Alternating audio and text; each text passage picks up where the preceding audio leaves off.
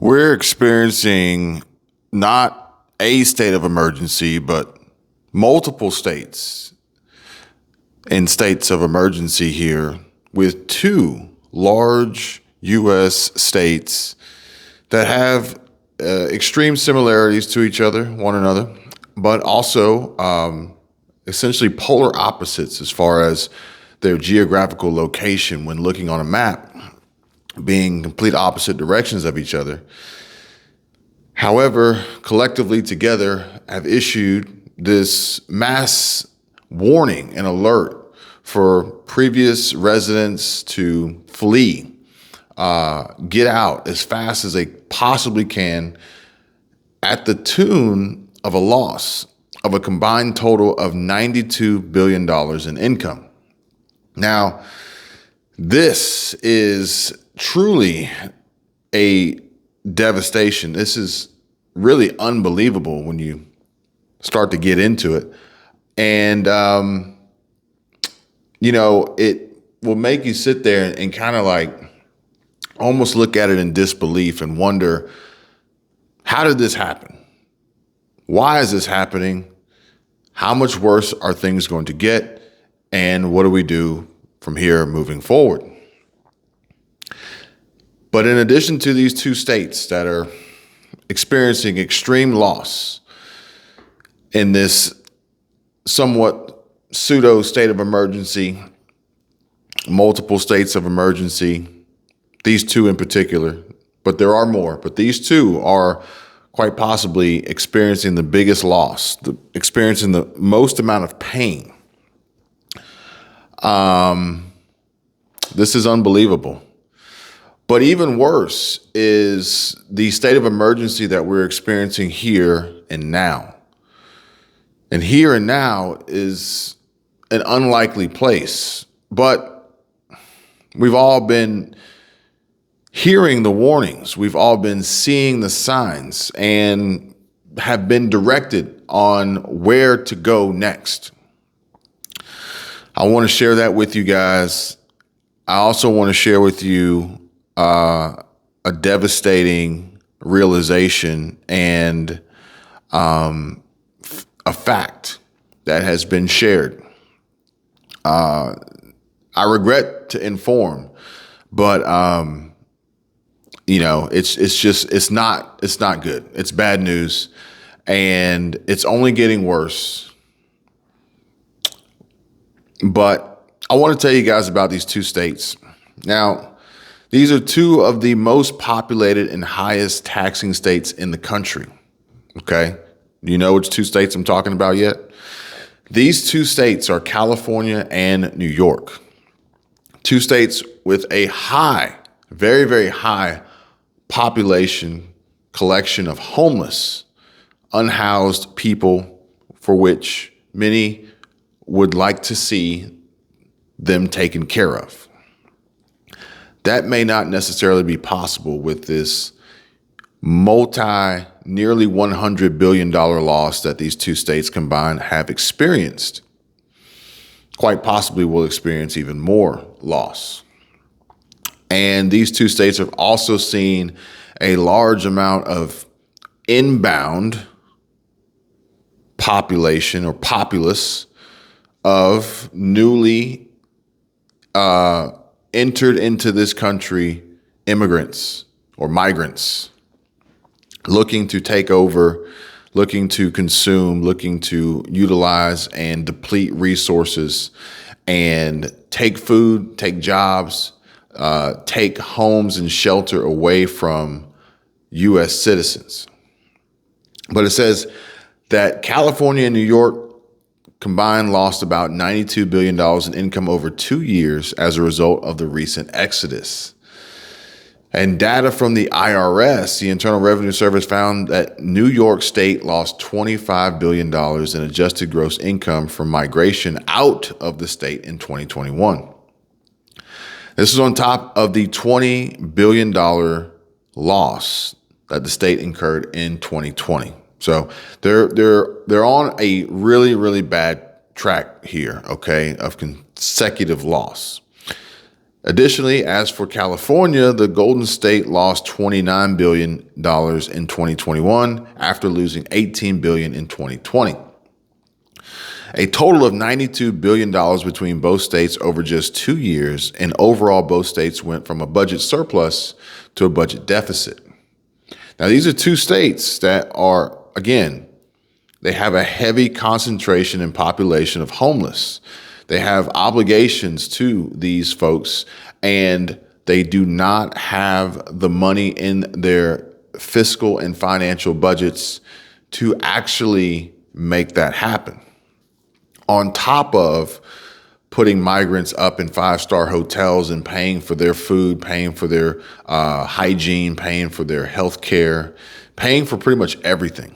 Now, this information that I'm sharing with you is from Yahoo Finance. It's an article that they posted today or yesterday, depending on when I upload this video. And if you want to know more, you can find it. New York and California lost a combined $92 billion in income as rich Americans escaped to other states. Here are the low tax areas that scooped up those billions. There's the source, okay? Now I'm going to read to you the highlights, the cliff notes here, and I'm going to give you my opinion on what's happening. But as I said before, there's another place that is being destroyed, and it's truly unbelievable. But I feel as though that, the pain is being felt by those who are actually destroying it. And that is YouTube. YouTube, this platform for which people are being instructed and directed to leave and go elsewhere for various reasons. Some of them, credible and warranted, and others not so much. However, when the platform not only begins to suffocate and silence and suppress the creator for merely trying to help and share factual-based information as best we can all determine from our own research, and helpful tools and strategies and tips and advice and different things like that, it's also a breeding ground for frauds. It's a breeding ground for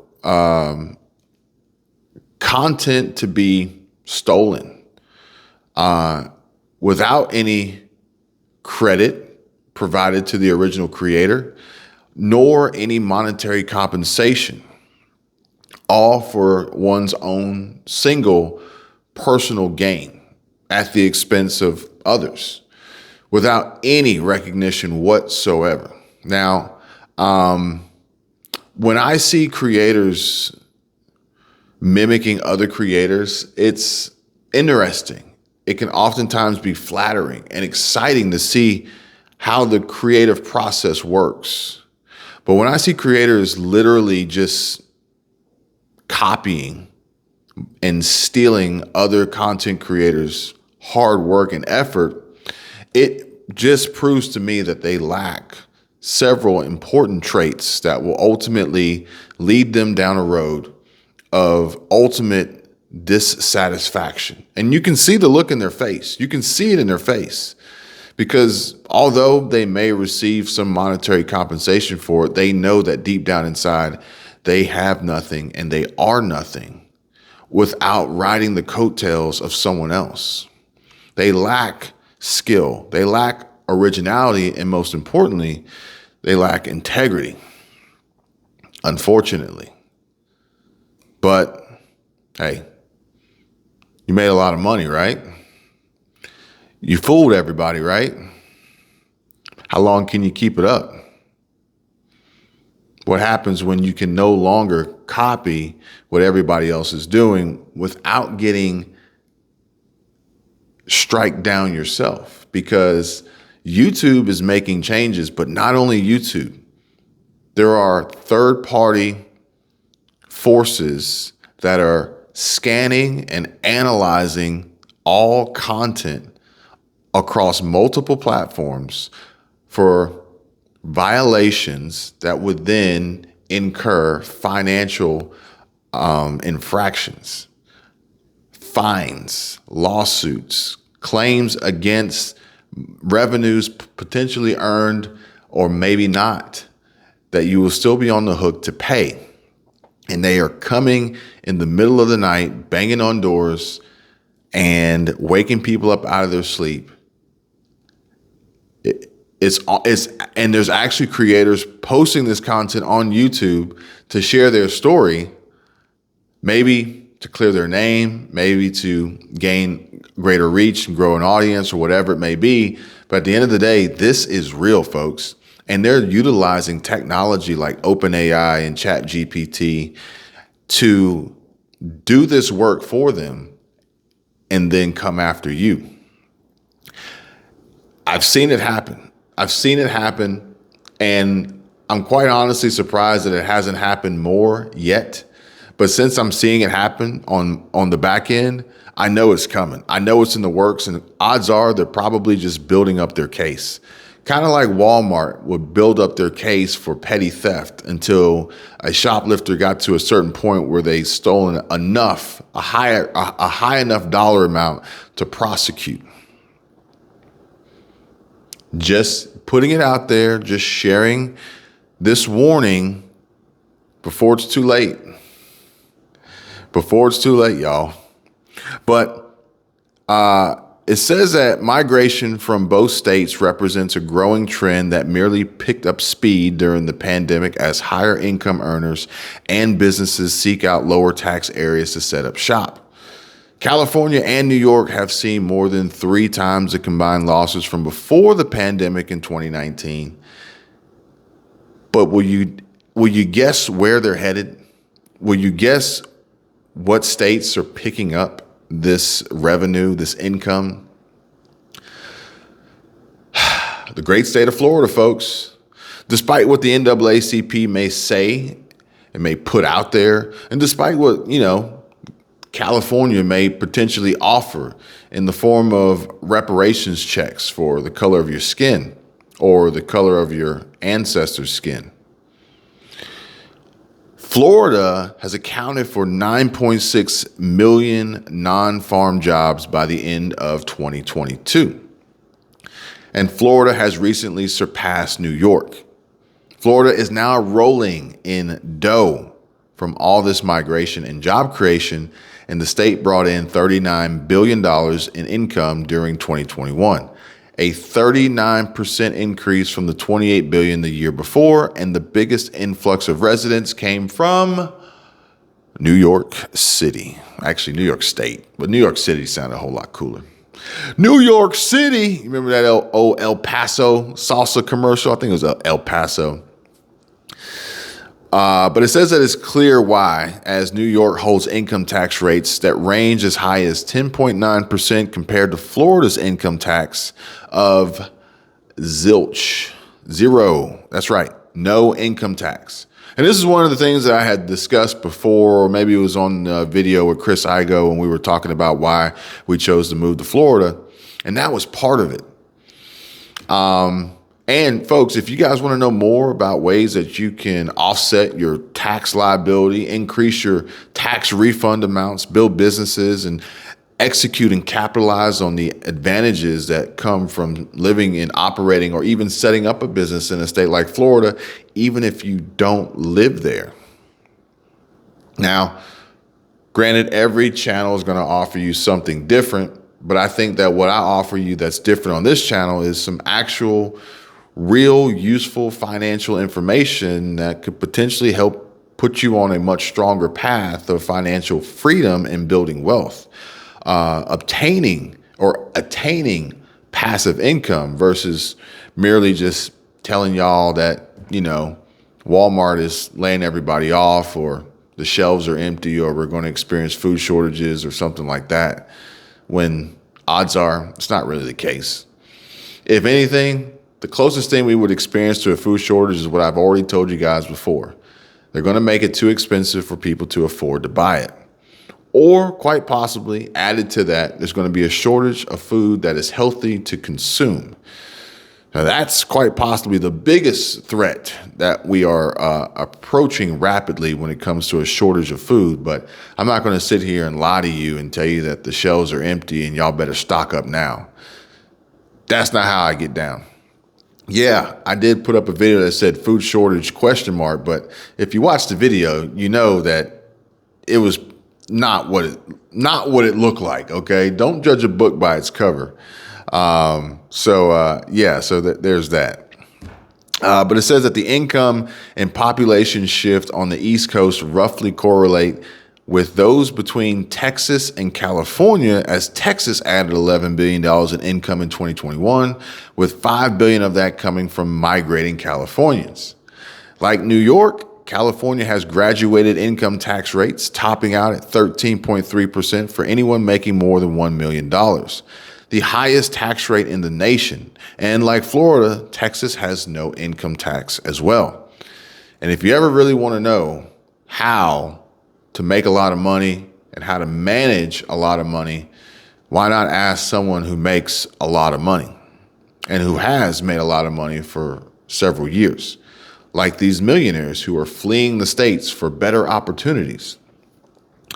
So I just wanted to share that with you guys because I think this is extremely important. A state of emergency doesn't have to be just, quite possibly a weather-related event or disaster.